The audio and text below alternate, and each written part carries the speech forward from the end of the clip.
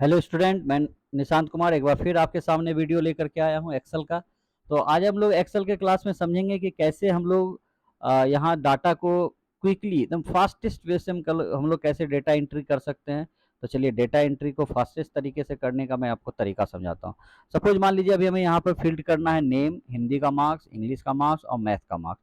तो अभी हम लोग क्या करते हैं ना, जो सेल है हमारा नेम के नीचे, उस सेल पर हमने कर्सर रखा और उस सेल में हम लोग यहाँ कोई नेम टाइप करते हैं, जैसे suppose Nishant, NISHANT Nishant space, और यहाँ पर हम लोग फिट कर दे रहे हैं क्या, हिंदी का मार्क्स, ये स्पेस डाल के इंग्लिश का मार्क्स, और ये हमारा हो गया मैथ का मार्क्स।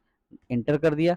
अभी आप जैसा कि आप देख पा रहे होंगे, हमने जो डेटा है वो एक ही सेल में सारा लिख दिया। आप देख पा रहे होंगे ये जो सेल है, जिस सेल को मैंने सेलेक्ट किया D6 को, तो आप देख पा रहे होंगे उसके अंदर जो डेटा शो कर रहा है वो आपको दिख रहा होगा यहाँ पे। अब बात आती है कि ये सारे डेटा को हमें प्लेस करना है अलग अलग कॉलम में। तो इसके लिए कुछ करना नहीं है, सिंपली हम इस पर क्लिक करेंगे और यहाँ पर डाटा टैब है, डाटा टैब में जाएंगे और यहाँ डाटा टूल्स नाम का ऑप्शन दिया गया। इस डाटा टूल्स में एक ऑप्शन है text to column. Data tools group में आपको ऑप्शन मिलेगा टेक्स्ट टू कॉलम। जैसे ही आप इस पर क्लिक करेंगे, आपसे एक ऑप्शन पूछा जाएगा फिक्स्ड विड्थ। आप यहाँ से सेलेक्ट करेंगे और यहाँ से नेक्स्ट बटन पर क्लिक करेंगे तो आप देख पा रहे होंगे जहाँ जहाँ से आपने स्पेस दिया था वहाँ वहाँ से आपका डेटा ब्रेक लाइन में हो गया है, अलग अलग कॉलम में शिफ्ट कर गया और आप यहाँ से फिनिश पर क्लिक कर दें तो आप देख पा रहे होंगे कि आपका डेटा ऑटोमेटिक अलग अलग सेल में एक्सटेंड हो चुका है।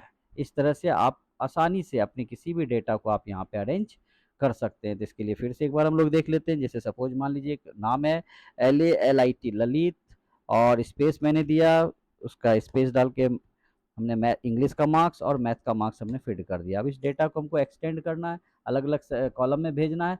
तो यहाँ से हम लोग प्रयोग करेंगे, डेटा टैब में जाएंगे और डेटा टैब में ऑप्शन है हमारा text to column. Text to column पर क्लिक करने के बाद ये विजार्ड आएगा।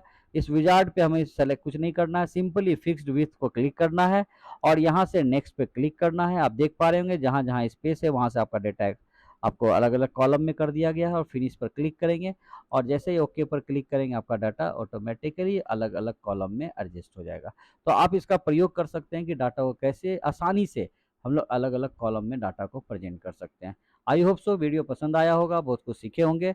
और इसे अगर आप अगर पसंद आया हो तो इसे ज़्यादा से ज़्यादा लोग तक लाइक शेयर करें, इसे लाइक करें, कमेंट करें और इस कमेंट में ज़रूर बताएं कि इस वीडियो से आपको क्या लाभ हुआ और आपको कौन से एक्सेल के किस डेटा पर काम करने में आपको दिक्कत हो रहा है। अगर आप ऐसा क्वेश्चन शेयर करते हैं तो हम उस क्वेश्चन से रिलेटेड भी वीडियो जरूर बनाएंगे। बहुत बहुत धन्यवाद। Thank you. Wish you all the best.